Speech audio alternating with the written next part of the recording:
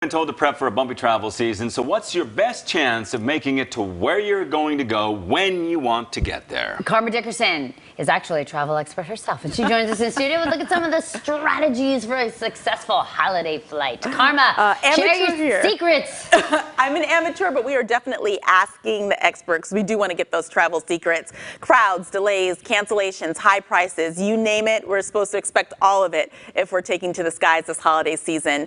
We know this, but here's what we need to know. How can we give ourselves the best chance at a smooth trip? This is information I very much want to know. So joining us now is Nick Ewan. He's an editor with travel experts at The Points Guy. And so we're going to get his best insider advice. Thank you so much for being with us. We are so excited to hear what you have to say. So first, Nick, if we can start with people who have not yet bought a ticket. Are there any times of day that will give you your best chance to fly and lessen the likelihood you'll get canceled or delayed? Generally not. A lot of people think flying on a particular day or booking at a particular day is going to get you the best price or the best chance of not having a delay. There's no way to completely remove the risk.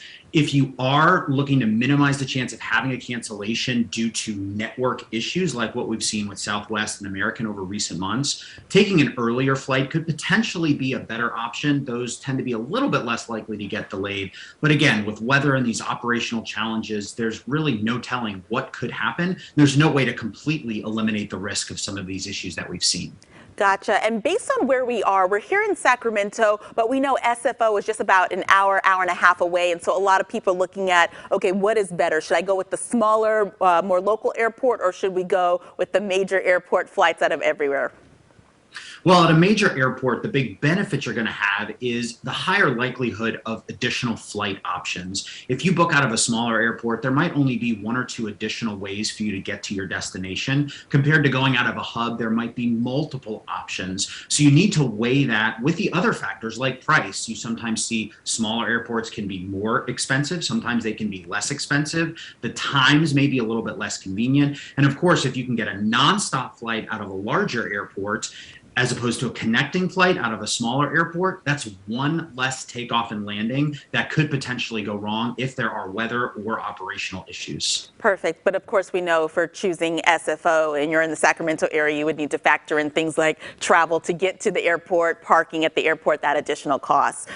So let's talk about tips and strategies if we run into those last minute cancellations. We've all followed the news with American Airlines, Southwest in particular, the most recent ones that come to mind. Say you're headed to the airport and you start getting those notifications. What is the best way to say you're canceled to make sure that you're getting on the next possible flight?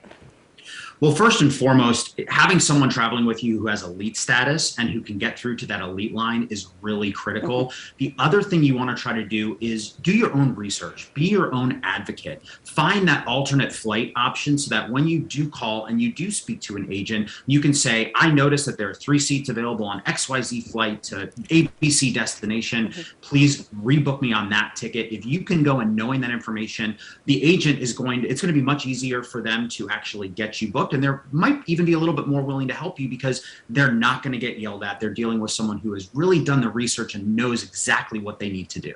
Gotcha. And Nick, one last question very quickly because we do have to go. But say you're there at the airport and you've gotten this news about cancellation delays. Should you go up to that counter and wait in that line? Should you go online, or should you try to get someone on the phone? I would say all three. At the end of the day, you want to try to get in front of someone as quickly as possible. The other thing you may want to do is if there's an airline lounge there, you may want to go ahead and splurge for a day pass if they offer it, because sometimes the agents inside those airline lounges can actually be a little bit better at helping and have access to a little bit more options for you to rebook you to your final destination. Good tips, Nick, thank you so much for your time. Nick Ewan, editor with the travel experts at The Points Guy. Guys, I hope you were taking notes because we want to make sure that this is going to be as smooth as possible for however many people as possible, because at the end of the day, we just want to be happy and relaxed over this holiday. Exactly. Here's what I heard.